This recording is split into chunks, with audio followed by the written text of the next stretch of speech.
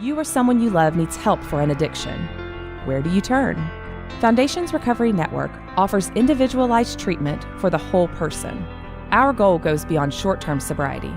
We address substance abuse and co-occurring mental health issues together, providing a firm foundation for long-term recovery. The first step is often the hardest, but we're here with a free assessment, insurance information, and treatment options.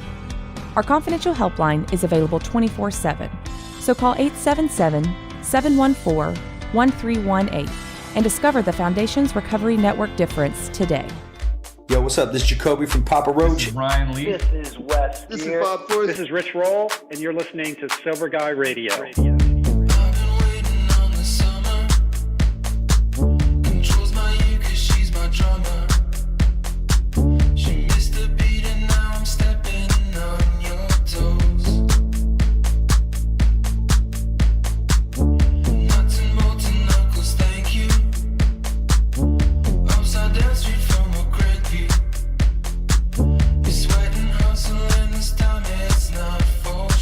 Yo, what's up? Thank you for tuning in today. Thanks to Humans for bringing us in. And thanks to you for supporting the show. We're going to dive right in today. We're going to talk about honesty. I'm going to get straight to the point. Time is of the essence.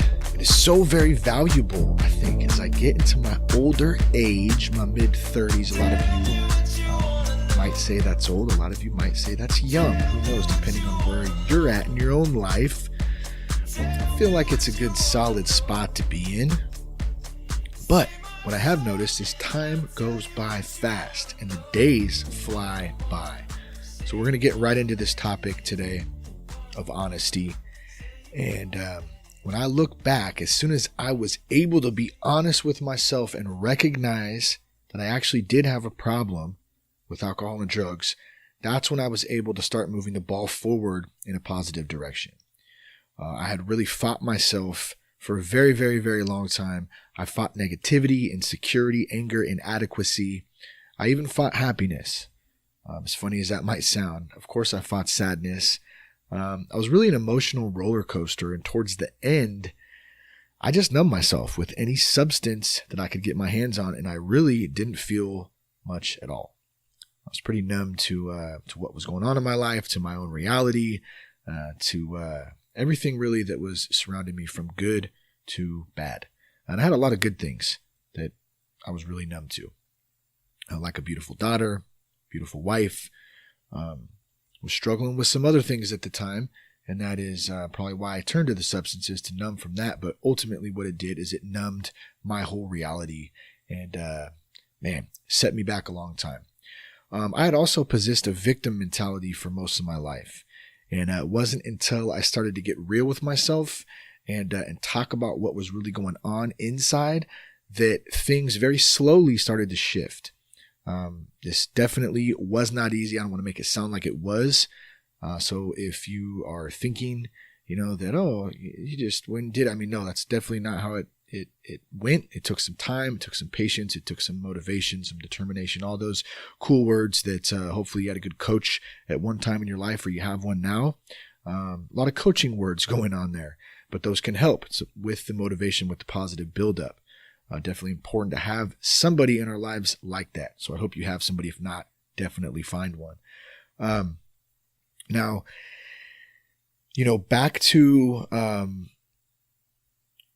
back to getting real and being honest. Like I said, this is when I started to do that. This is when things started to shift. It was, I guess it continues to be recovery in general. Okay, let me backtrack a little bit here. Because first of all, like I said, it wasn't easy.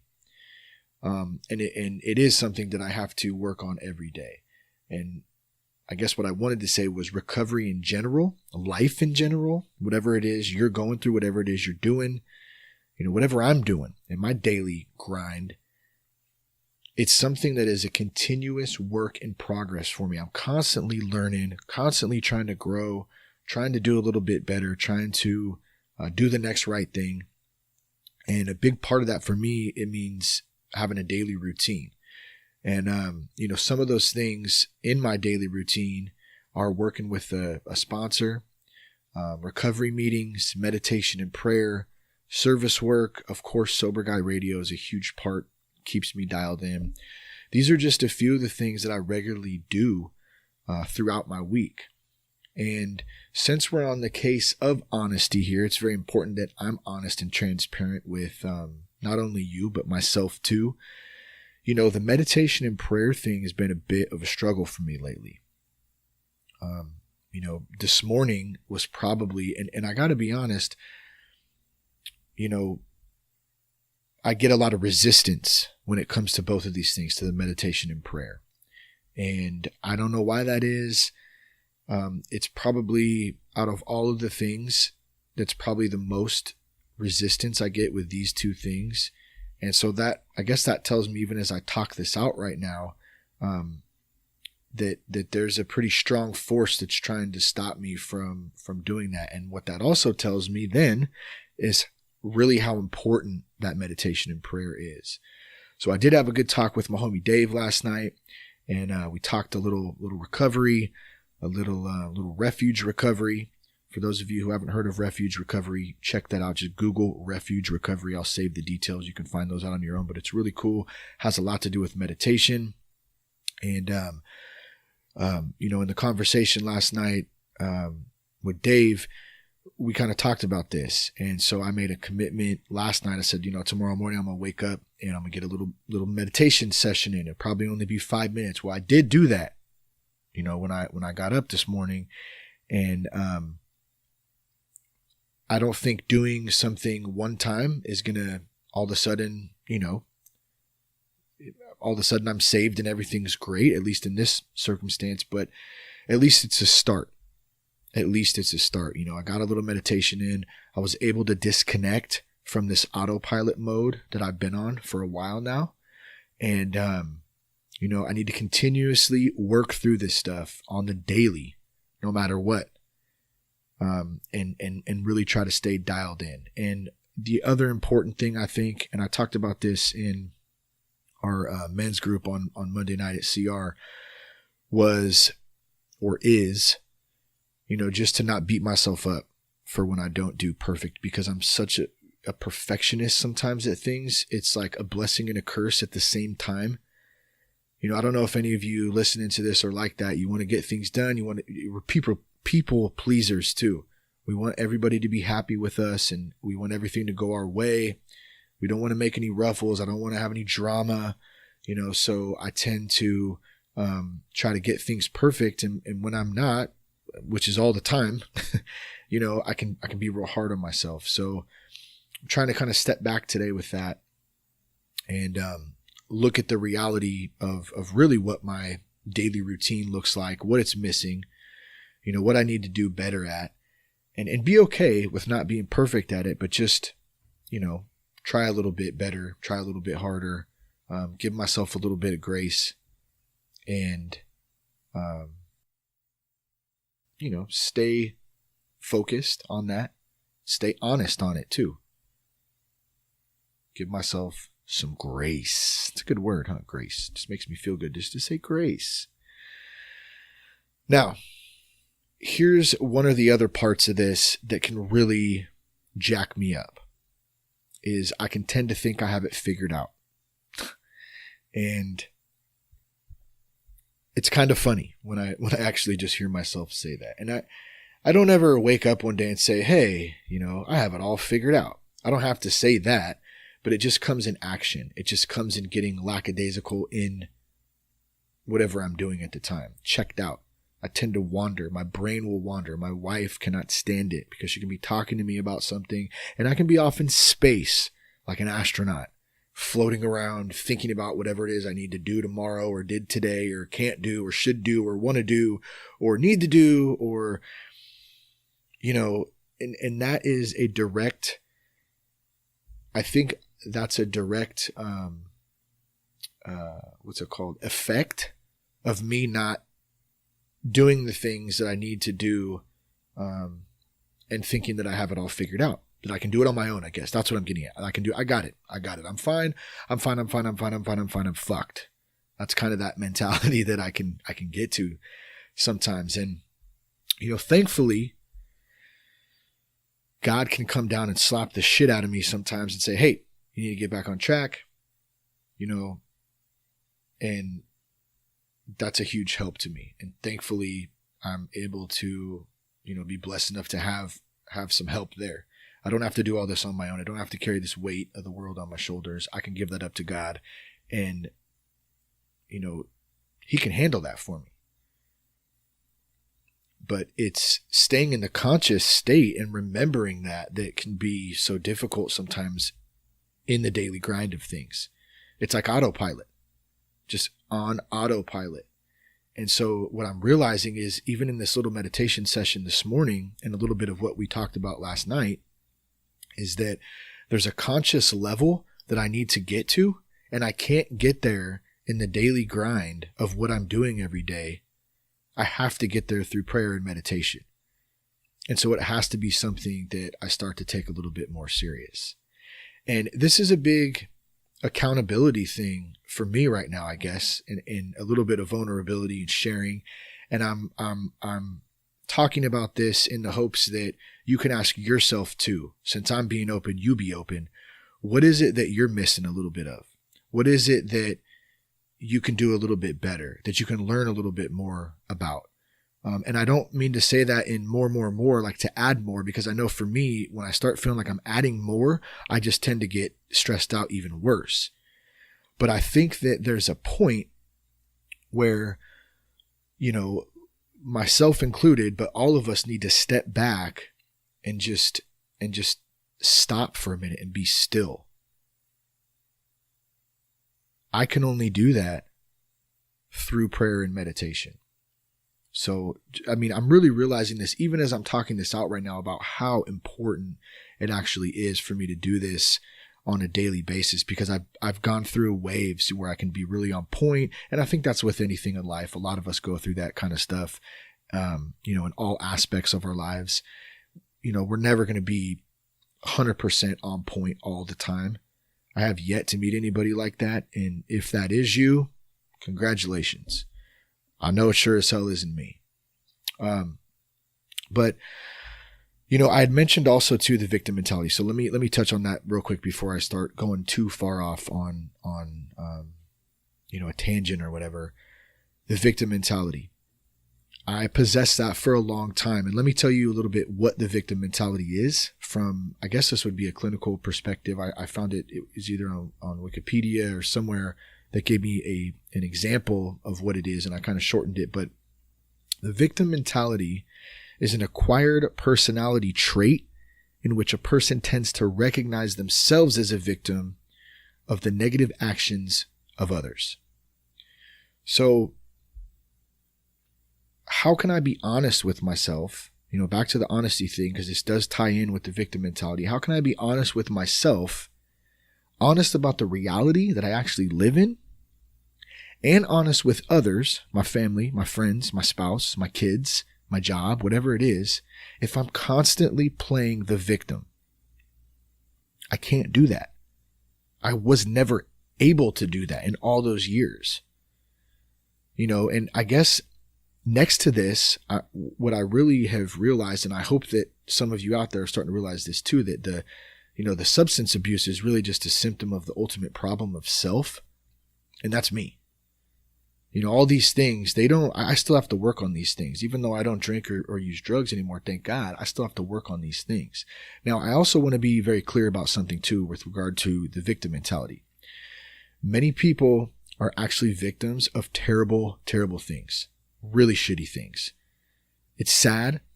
And sometimes it makes me really angry to think about some of the things that the people that are the people that I love have had to go through, and all the people out there who I don't even know who go through just some of this terrible shit that we hear about. Many of these people seek out special counseling, therapy, they get help for these things. And I just wanted to say, I didn't want to disrespect anybody who has been through some serious shit by saying, hey, just don't be a victim. You're having a victim mentality. That's not what I'm getting at. There's professionals out there, and I would always highly recommend to anyone who's experienced like some sort of severe emotional or physical trauma to seek out some professional help.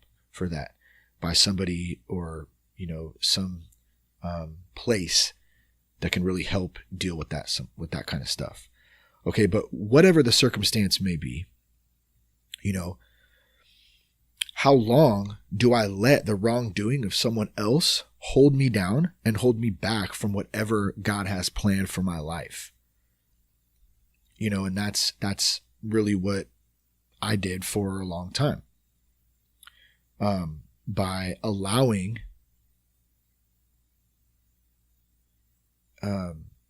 myself to go there. And sorry, I had a brain shit there real quick, but one of the things that I can really be a victim of, guess what it is? My own mind. I can let my own mind really be a victim. And I'll give you a good example of that very briefly. In my personal life, my lady and my kids have been not feeling well it's been damn near like a month now. And I start getting the victim mentality. Poor me. I'm not getting the attention I want from my wife. Oh, why are they sick? And what an asshole, really. What an asshole. And that's the things that can happen if I'm not taking care of myself. You know what I mean? And kind of staying dialed in on a recovery, program, dialed in daily on that. Now, I also wanted to say something too about circumstances. This was the other thing. Sorry, don't apologize. It's a sign of weakness. See what we're doing there? I've talked about this before, but do you ever not be able to stand when people apologize all the time? Oh, I'm sorry. Oh, sorry about that. Like, stop apologizing. I don't know why I just apologize to you too. I do it still. So quit apologizing, okay, is what I'm saying. Unless you really mean it and have something you need to apologize for, then do it. Otherwise, it's a real sign of weakness, so just quit. Circumstances, they can put us in a tough spot, okay?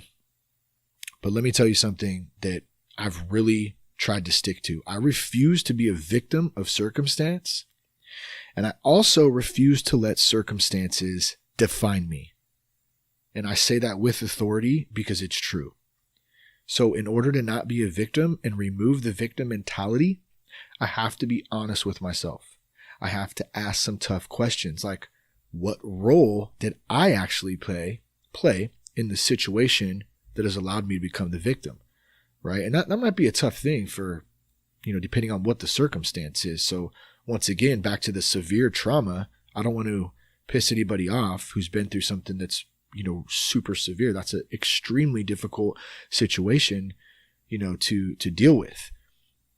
Okay, but for me, I don't want to lessen mine, but it's there's definitely people's that are worse. My victim mentality came from experiencing growing up in a broken home that was fueled by drugs and alcohol. Very unpredictable.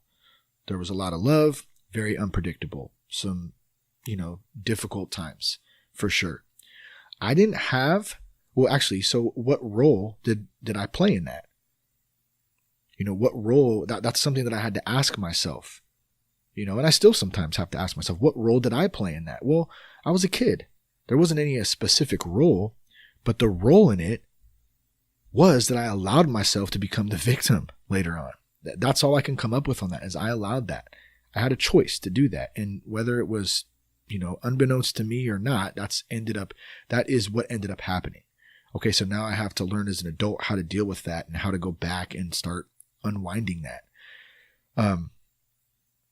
And by the way, I want to make a public apology to my lady and my kids for not being empathetic enough to them, for being sick the last couple of weeks.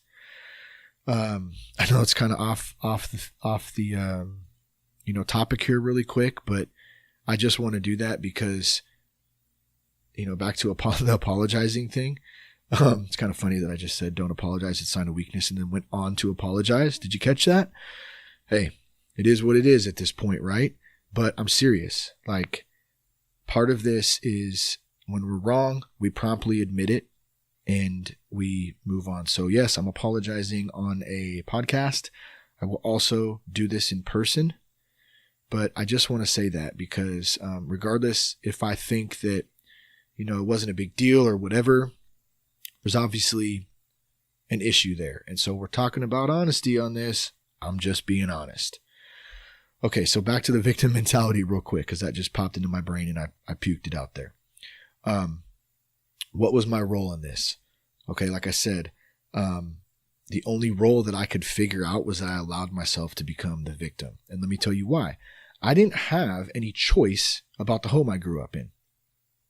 You know, I wasn't born and said, hey, I want to grow up in that home, you know, with two parents who, you know, really did do the best they could at the time, that they only knew how, were young, didn't have a lot of money. You know, things were a struggle. Okay. I didn't choose to have a father who struggled with substance abuse and a mother who struggled with codependency, whom I both love very much. Just want to say, you know, I'm able to look back now as a man and say, man, I'm proud of my parents for doing the best job they could. And I'm proud of, you know, how my life has, you know, or the journey that my life was on, because I wouldn't be where I am today without have gone through some of the shit that I went through then. Have I always thought like that? Absolutely not. That's why I played the victim mentality for so long. But if addiction was the name of the game, okay, I was dealt a hand and I needed to somehow find a way to make a play, but I didn't. No, I didn't allow myself to stay in and fight. Here's what I did. I folded before the opportunity ever got to me because I played the victim. Does that make sense? So let's get back to honesty and kind of tie this all together, and then we'll wrap this thing up. Number one, have you ever played the victim? Are you playing the victim right now? It could be something very small, just like, you know, not giving my wife sympathy that she deserves for all the hard work that she does. Not that that's small, but I'm saying that is small compared to some severe traumatic situation. But, you know, are you playing the victim on something small or something that is huge? That's something that honesty is really going to have you take a look at and figure out how you can start to deal with that, which in turn, if you're still abusing substances, or you're early on in that state where you're having cravings and really wanting to turn to that, you know, to help you cope with it, that's a big part of working this recovery program. And you address that in step work, in working with others, being in community therapy, all that stuff. And there's resources at thatsoberguy.com if you'd like to look into that more. And all over the place, just go on the internet and start looking around. Also, have you always been honest with yourself or honest with others? Let me repeat that. Have you always, I emphasize always, been honest with yourself or honest with others? Probably not, and neither have I. Okay, neither have I. None of us are perfect. Let's not beat ourselves into the ground for it. Let's move forward and try to figure out how we can get better. Now, I know for me, I always have to be vigilant about my own thoughts and intentions. And right now I need to take a drink of water real quick. Man, my throat was getting real dry there for a minute. But, you know, this addiction thing can really have us locked into a very selfish and repetitive process. I can tend to take on a what's best for me attitude.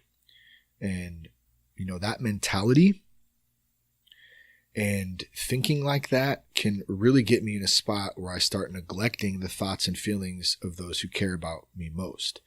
And, you know, back to the example I used in the last couple of weeks with my family, resentment start popping up. You know, I start seeing anger. I start seeing all those things. And I wish I had my big book here because I could go back to page 86 where it talks about what we do when all those things start popping up. And basically, we need to look within. And it's hard to do when you're in that moment. You know, and that's why I think back to the meditation thing, we take a step back. We can actually get out of those moments by getting on a different level consciously and letting our brains relax for a minute. Excuse me, I just burped and I tried to sit away from the micro. Do you just love the honesty today? I mean, I'm digging it, whatever. it is what it is, and we're rocking this thing. And we're going to wrap it up here in just a minute. And I hope this is helping you out there listening. I hope you're getting some good things out of this, some good takeaways. And I'd love to hear feedback too. You can go on Instagram, Shane Raymer. You can go on Twitter at 5thatsoberguy.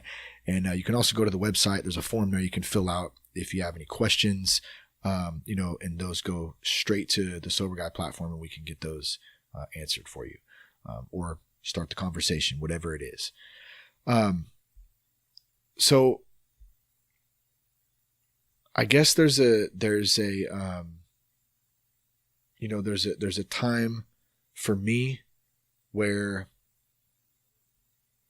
I really have to be very vigilant about everything. And I really have to be able to take a step back and look at my reality for what it is, whether it's, whether that was the first day I got sober or now up to 4.5 years in, that doesn't change. And the moment I start to do that, going down that road of I got it, is when the honesty thing can go right out the window. And it can go out the window fast. So I think I had mentioned about the selfish attitude, and I did want to touch on that really fast, because leading to the dishonesty in that, and not only with others around us, but myself in being dishonest and not fully recognizing what's going on, this can leave me really disconnected, and it can really skew my perception of what that reality is on the daily basis. So back to it, that daily routine, so important. And I think this is why I continue to use substances for so long, is to mask those issues from, the past, even though the world felt like it was pretty much falling down around me. Now also, let me just say this too, and I know I've said this before, but I don't ever want to feel like I'm using, a cop-out. That's why I used alcohol. I also used alcohol and drugs because I like to get high. So can we just be real about that, first of all? I mean, flat out enjoyed getting high, enjoyed numbing myself, enjoyed not having to feel, and enjoyed feeling like I was high as a kite sometimes. Okay? I could numb out all the struggles of life. Now I got to feel all that shit, and I got to find ways to cope with it and deal with it. And, that's why I'm talking on this podcast today. And by the way, getting high as a kite, it wasn't doing anything for me but destroying my life and setting me back years. So my perception versus my reality was really, really bad, out of balance at that time. I wasn't being honest with myself at all. And this didn't change until I finally woke up one day and said, here it is. I need to be 100% honest with myself, even though it scares the shit out of me. Okay? And then what I said next is, I have a problem. I need to get some help, and I'm willing to do whatever it takes to make some changes in my life. So, what do you need to be honest about? Are you playing the victim?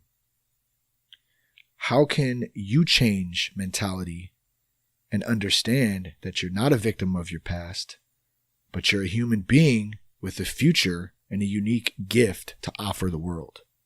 That's a great question.